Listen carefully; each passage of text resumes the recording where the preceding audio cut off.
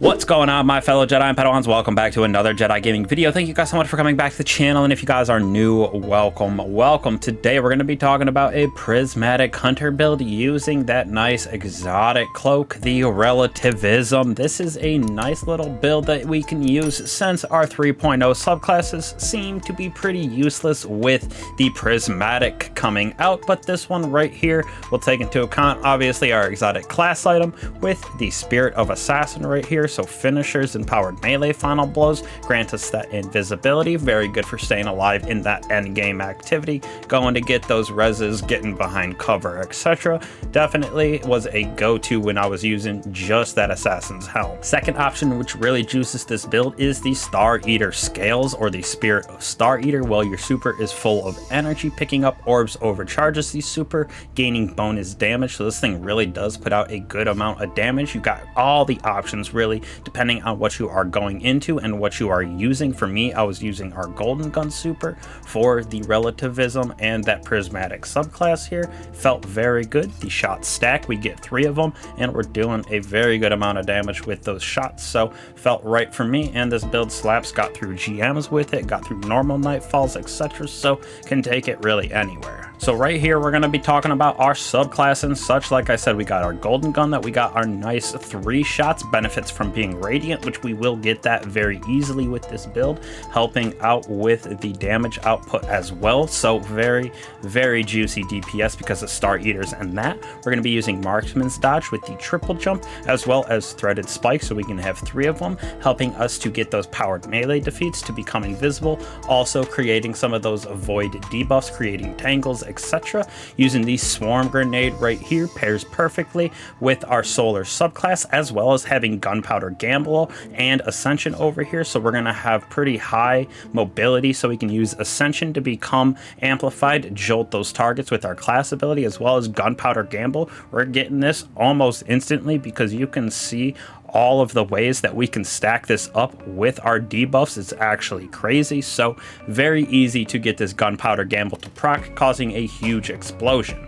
Now for our fragments down here, Facet of Defiance is our first one. Finishers create a detonation that jolts, scorches, slows, severs, or makes volatile targets based on our super. For us, we're going to get even more Scorch, which will help us to create even more Gunpowder Gambles, spread that nice ad clear potential, if you will. Facet of Protection right here, while surrounded by combatants, you are more resistant to that incoming damage. While Transcendent, the effect is increased, and we are becoming Transcendent very easily. One with our abilities, these in alone kind of get us it very quickly. Plus with our weapons, we do have dark and light buffs on those as well. Facet of Awakening right here is our third one. We have rapidly defeating targets with light or darkness damage, or our super generates elemental pickups that have the matching type. So we're going to be creating a bunch of different things with this build. Fire sprites, tangles, as well as ionic traces very easily. Next on the list, we have Facet of Balance. Rapidly defeating targets with light damage grants melee. Rapidly defeating targets with darkness grants grenade energy, allowing us to spam our abilities a little bit more, getting us our gunpowder even faster. Now this right here increases that size and explosion of our stasis shatters,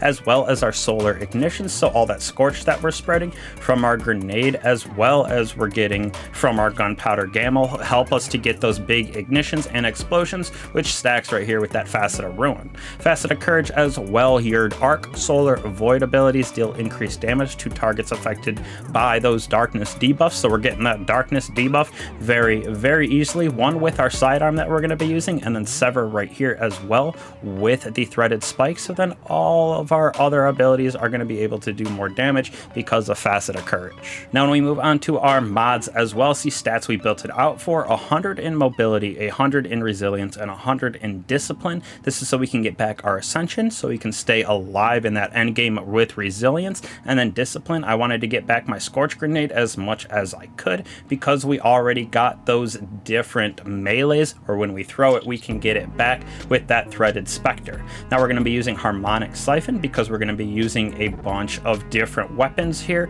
with the Strand Siphon as well with our heavy and our kinetic slot. And then this, we're going to be using our Red Death so we can get that restoration and cure as well with special ammo Ammo Finder. Grenade Kickstarter, we're going to be using those orbs of power and that charged up with the armor charges to get our grenade back even faster.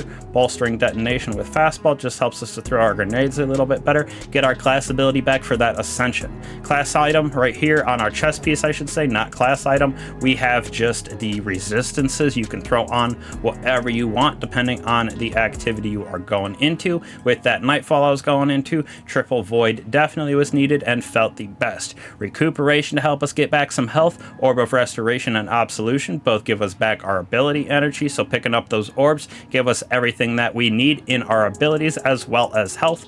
Reaper to create even more orbs of power. When we dodge, proximity, gain a powerful overshield while performing a finisher. This just pairs with our class right here, so those finishers or powered melees make us invisible. We're going to be a little bit stronger inside of those finishers so we don't die in that end game. With powerful attraction, every time we dodge or use our ascension, we're going to be able to attract all the orbs of power close to us and just collect them immediately, which will help us to proc all of these on our boots as well as charge this up for Grenade Kickstarter. Now when we move on to weapons for this build, we're going to be using the Cowl with Slice so we can get Sever on those targets, another Darkness debuff which will help all of our light abilities do more damage with One for All. Just a very, very good sidearm right here. Also gives us our Unstoppable. For me, I'm using the Red Death Reformed right here. Gives us that cure as well as restoration when we are getting defeats with this. Helps with the anti-barrier champions as well this season. Plus with that Catalyst, this thing does feel very, very disgusting. Almost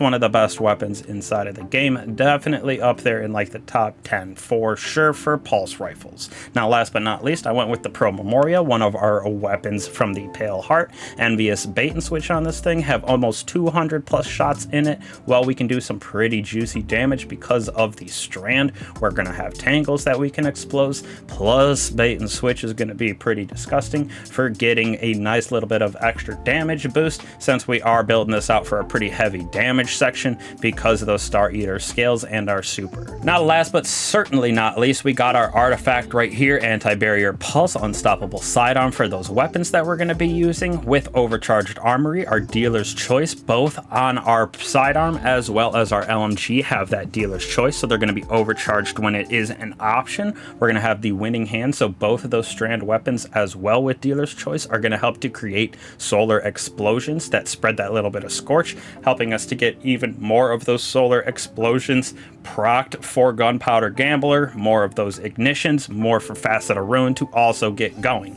Elemental Siphon to help us to get even more elemental pickups, so more of those fire sprites as well as more of those tangles to proc. We're going to be using that Orbs of Restoration right here, or Radiant Orbs, what am I saying? So when we are using that Prismatic subclass, helping us to become radiant on all those orbs that we are picking up, allowing us to use that super to its really fullest potential on top of the Star Eater scales. Press of Advantage right here, breaking a combatant shield gives us stability, handling as well as reload speed, just feels good for really any kind of content. We got our Threaded Blast right here, which makes those tangles getting destroyed by our sidearm or our LMG have really big explosions, basically in my opinion like 3 times the size of those explosions of a normal tangle, so definitely feels really, really nice. With Solar Fulmination right here, so those ignitions do more damage in an increased radius. This pairs very well with Facet of Ruin and that Gunpowder Gamble, getting some pretty gigantic explosions on that for sure. With Shield Crush as well as Transference right here, helping to get back our abilities and doing some more damage as well as get them back right here. So it is a nice little feedback loop having both of these with the Prismatic subclass, being able to get Gunpowder Gamble with Scorch, being able to throw our grenade, get Scorch, Amplification, and Jolt with our Ascension. We're going to get those big old grenades from Gunpowder Gamble. We're going to get Sever. We're going to get so much just from our abilities, and on top of that, we're going to be able to stun all of our champions with this build, our Unstoppable and our Barrier with our weapons, and then our Overload with that Jolt and our Ascension. So this build definitely very good. Like I said, very versatile, can be taken into any type of content, from just normal strikes going through bonfire bashes like we did when Solstice was out, all the way up to GMs, as long as you know what you're doing and going through it. So very simple build, very fun thing to go through. Plus plus that Star Eaters, it really does juice the damage in my personal opinion. So thank you guys again for watching. I truly appreciate it. We got more content to come, switching up the drops a little bit, if you will. Got some other games on the horizon that I'm thinking about playing, getting some Star Wars games in the work, maybe something like that. But y'all have to let me know what you guys like to see. Hopefully we can get something brewing between the community here, get some good ideas. So thank you again for coming back. As always, thanks for liking it and subscribing, hitting that bell always means a lot to me, and I'll catch you guys in the next one. Peace.